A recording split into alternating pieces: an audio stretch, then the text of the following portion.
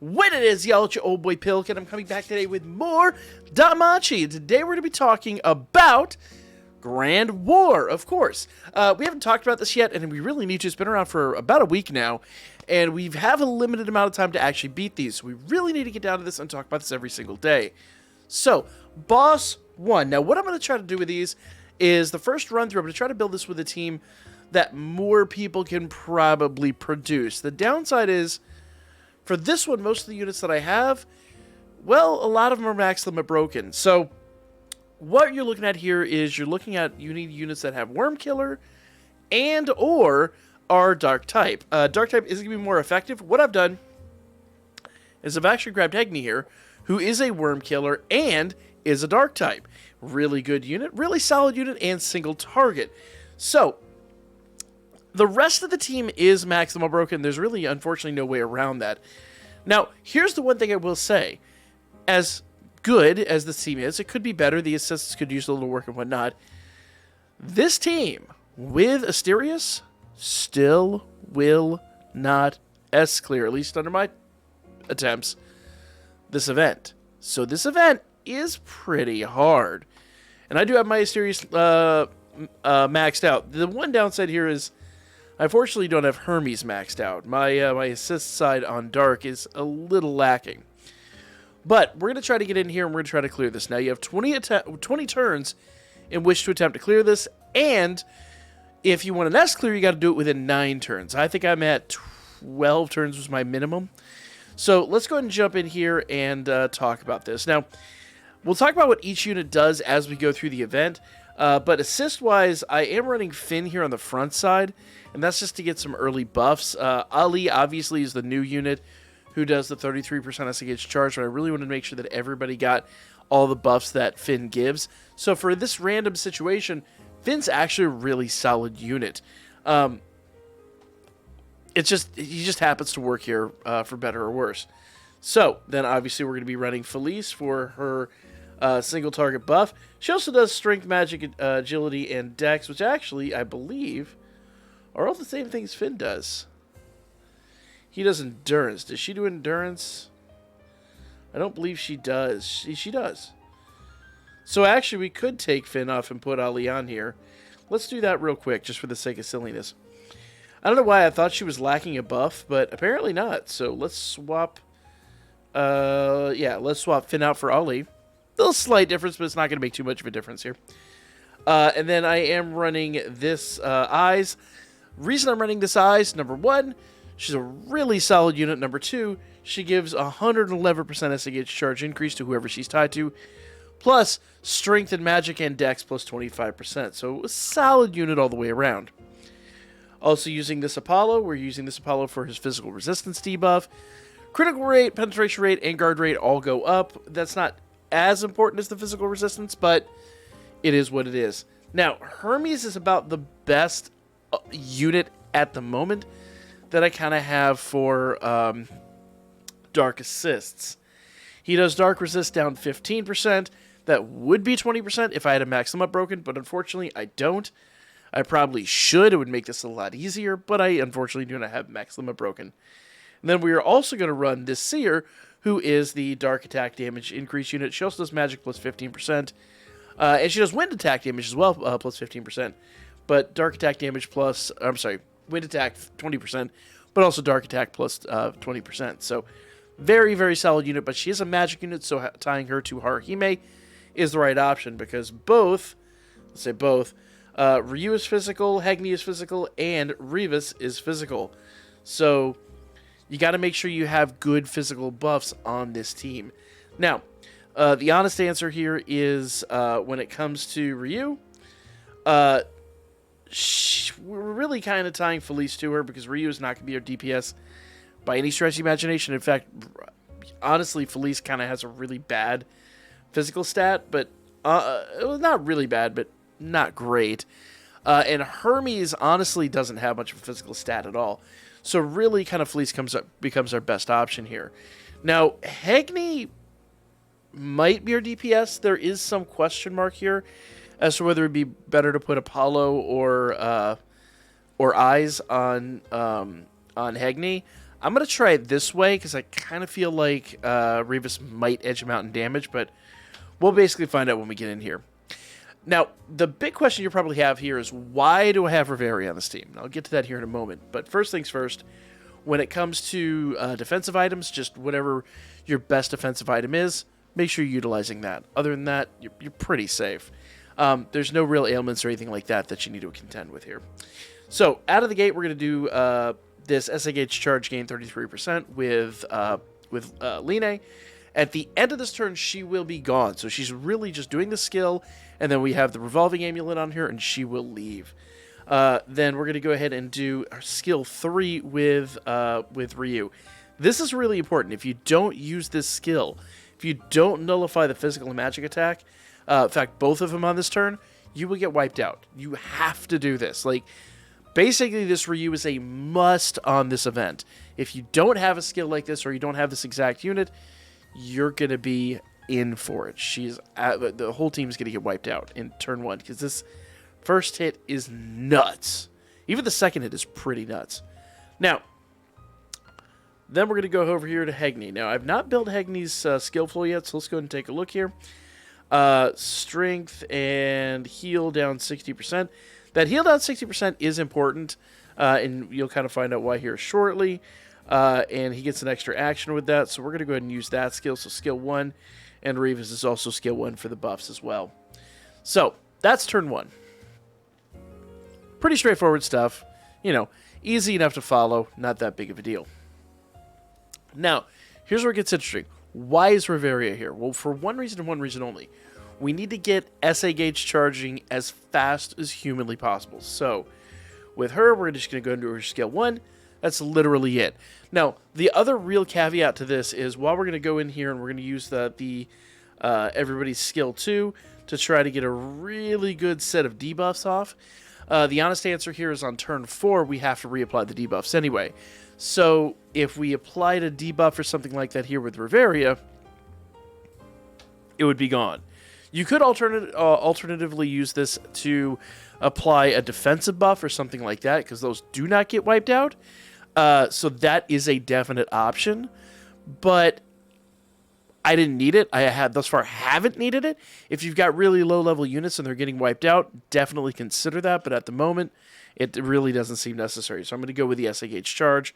Everyone else is going to do skill 2 for their various buffs and debuffs. Those debuffs are really the most important thing here. You want to make sure you've got a single target debuff, you want to make sure that you've got a physical resistance debuff, and you want to make sure you have a dark resistance debuff. Now, once again, Reveria does have the revolving amulet. She is gone. Turn 3, Haruhime comes in. And now we're moving. This is where the match really takes off. So, she's going to do her skill 1. That's going to give everyone an SA Gauge charge. And I hear you asking, why don't you use her SA here? And I honestly probably could. The true, honest-to-goodness answer here is, I actually probably could. That's going to give everybody 120% strength and magic. But remember, there's some question here, because the dark attack damage 100% might help. So let's kind of gauge this, okay? So we could do skill 3 and then start building this up, or we could do SA. So do we need the 100% strength and magic buff? Well, let's see. She currently has dark attack damage 60%, so she get a big buff out of that. Hegni has dark attack damage 60%, and Revis has dark attack damage 90%. So we would literally double our dark attack damage. So what I'm going to do is I'm going to... we could run this one of two ways. We could, in theory, just do Haruhime's buff here. In fact, let's see. So the one thing I want to do is I want to consider how soon everyone else's buffs and debuffs are going to wear out. Because if they wear out too quickly, we're kind of in a world of hurt here. I'm going to go ahead and do her skill 1. And I'm going to go ahead and do single target attacks here. Now, Ryu's single target attack is her skill 1. So we're going to do that. Everyone else, we're going to do skill 3. And I'll kind of explain here in a moment why that's the case. But to make it really, really simple, I think, honestly, rather than doing this on turn 3, I think a turn 5 double SA would be more valuable. Personally. Maybe I'm wrong, but I think getting that 100% dark attack damage, and the 120% strength of magic. Actually, you know, let's take a look here. Because the other half of this is, notice all these have 2 attacks left. So there's only 2 turns left on all these, which means that after the SA, then Haruhime once again is going to have to come in and do a little bit of cleanup work. Basically, we're going to have to replicate buffs and debuffs again. So yeah, it becomes a huge question mark as to the orientation of these attacks. There is some question mark as to whether maybe I should have done a double sack on turn 1 and then brought some of these other units in, or maybe run Haruhime from the start. That is a definite situation I might have been better off with, but this is where we're at right now. This is what we're doing. This is the team we're building. So I'm going to go ahead and do, let's see. I'm going to go ahead and do her skill 3 one more time, just because Haruhime's got to apply all the buffs, debuffs here, and all that good stuff. And let's see. This is a fast skill, though, so we should be able to get that off before getting attacked. I'm just going to do her skill 3 to give us a little bit of buffer room. So let's go ahead and do that. Everybody else should be able to do their big single target. Let's see. SB Noir doesn't need to be applied for another 2 turns. Same with Sword Destroyer. So we can go ahead and do their big single target attacks, their skill 3s. She's going to do her skill 3 just for that big defensive buff. And like I said, Haruhime is going to go ahead and do her skill 1 to get the defensive buff and all the other good stuff out. Okay. Perfect. So yeah, then turn 5 we'll have the double SA, and I think that's going to be the best situation. So I'm going to go ahead and do Megiri here. That's going to go ahead and do buff replication. We're going to need that. Then everyone else here, actually most everything's turn 2, but we do have a couple things that are turn 1, and we want to make sure we replicate that. So we're going to use Megiri. That's going to do status buff and status debuff increase, and notice that the debuffs are removed. So we need to reapply those debuffs here. So with her, we're going to do her skill 3. I think that will be applicable. Let's see, yeah. Just to make sure that, well, we already actually did that with skill 1, so we don't need to do that. So we're going to go do her, we're going to do her skill 1. I think that would be a safe bet right there. Skill 1, big single target attack, we'll be fine, right? Now with the other 2, we need the physical resistance debuff and the single target defensive, technically it's a debuff, and the dark resistance debuff. So these 2, Hegni and Revis, are both going to be on skill 2 here. Okay? So now we've got our double SA. We're in a great spot. Now notice Hegni is getting hurt, and the heals aren't as effective on him, but that's just because of the debuff we placed in there. And that debuff does become important. I'll explain here in a moment. But we've got double SA. We're going to go ahead and double SA with we're going to go ahead and double SA with Haruhime and with Ryu. There we go. Sorry about that. This USB cable is on its last legs. So double SA with Haruhime and with Ryu. And we're going to go ahead and reapply. Let's see. Actually, do I need to... Yeah, 1 turn left on SB Noir, so I need to do that. Noir. So I need to do that. And 1 turn left on Sword Destroyer, so we need to do that. And that's just going to go ahead and get those buffs out there. Debuffs should be replicated and good to go. So let's go. Bam. So everyone else has 120% strength of magic. Ryu hit a little bit better than I expected. There's some questions. Maybe I should have held on to that for a little bit longer. But we're going to go ahead and build up to another double SA here shortly. And basically the main thing you want to take away from this is now we're going to be hitting really, really, really hard. We're going to be hitting way harder than we were before. So I know there's a lot of units on this team that are max limit broken. The thing I want you to pay attention to is Hegni. Hegni is +3, +2? I think +3. I think he's +3. I can't even remember the beginning of the video now. And has a heal debuff that he applies to himself. So if Hegni can survive this, that means any of your +2, +3s should have no problem. The big thing is having Haruhime here to do the heals. So let's go in one more time. We're going to go ahead and do Megiri with Haruhime, get those debuff, get the buff and debuff replication, and we're going to go ahead and back in and do our single target attacks. And basically, we're going to spam the rest of these single target attacks for the rest of the turn. I say the rest of the turn, the rest of the match. All right, so Hegni took some heavy damage here. We need heals from Haru. There we go. Got some heals. Perfect. Perfect. And now we just need one more SA power, and we should be pretty well good to go. So, once again, skill 1, skill 3, skill 3, and Haruhime is going to continue his skill 2 just to get some debuff replication back out there. Now, there is some question as to whether putting another debuffer on here would be worthwhile. I think we have strong enough debuffs. I think we're fine. You maybe could replace Revis with another debuffer, but you kind of do need someone that's got Worm Killer and all the other skills here. Now, we do not have double SA yet. The one thing I didn't mention here at the beginning is Memoria. All my Memoria is late game Memoria. I've got physical buff and I've got dark attack damage buff, and it's all the late game buffs. It's the 6 to 10 move for the dark, and it's the turn 8 to turn 15 for physical. Also, and this is super important, also I do have the turn 6 SA buff on because I want to make sure that we have double attack or double. Basically, I want to make sure that we do have a double SA as early as we can. Now, the more I'm thinking about this, the more I'm happy to realize I probably would have had a triple here had I done Haruhime's SA and then done reuse with everyone else. So we may have had a triple here, and that is a distinct possibility. I may have actually kind of shafted myself, but at the same rate, we're doing so much damage, I think it's worthwhile. We're going to continue on. Now, that does mean there's a potential S-Clear in this team, even with Hegni where he's at. Maybe.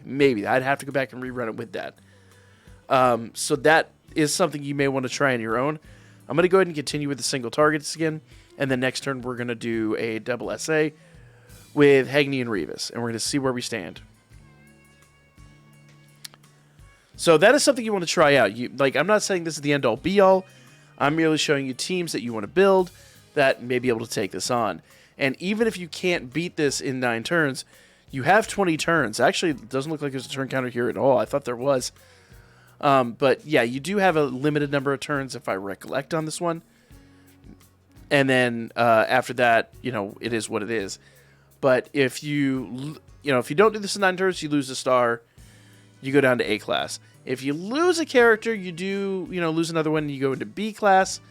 But you only need a B clear to get the rewards. The S clear is only for the big shiny metal. So we'll come back and retry this for the S clear, but right now we're going to do a double SA, and I kind of feel like we're probably going to wipe him out. Maybe. Let's take a look here. 3.4 mil.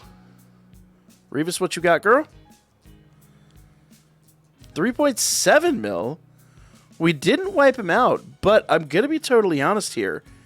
I'm willing to bet if I did Haruhime's SA and I manipulated it a little bit differently, maybe getting the 120 physical damage from turn 4 might have actually worked out in my favor. We might have actually gotten the S clear with this team. That's a very distinct possibility, because if you see how little damage that he needed left on there. I mean, honestly, that's like the difference in like maybe missing a critical or maybe missing some counters. Like, that actually should have been an S clear. And that's shocking, because Hegni is very, very, very low. I mean, Hegni is, let's take a look here. Hegni is +3. So honestly, if I put one more purple star, that's an S clear. Now, to be fair, Revis was pulling her own weight. Revis is max limit broken. Ryu, I don't really consider Ryu a DPS, but once we got the 120% strength buff out there and the 100% dark damage, that is a bit of a game changer. But there you guys go. There's some ideas on how to build this, and you could probably do this and get an S clear. Now, the reality is, if your Revis isn't max limit broken, you're looking at an A clear. Or if she doesn't have all purple stars. But you may be able to even manipulate some teams. If all these units are +4, you probably could still pull it off if you were willing to put in some hero lights and if you're willing to really play with your team composition a little. But I have an easy S clear here with this team. I'm going to go back and reattempt that. We'll cover that on a different day. But the funny part is, and I'll show you guys on that run when we do finally S clear it, that Asterios doesn't seem to be able to do it. You really do need that worm killer skill. So, let me know what you guys thought in the comment section down below. Like, comment, share, all the good stuff, and I'll catch you all in the next one.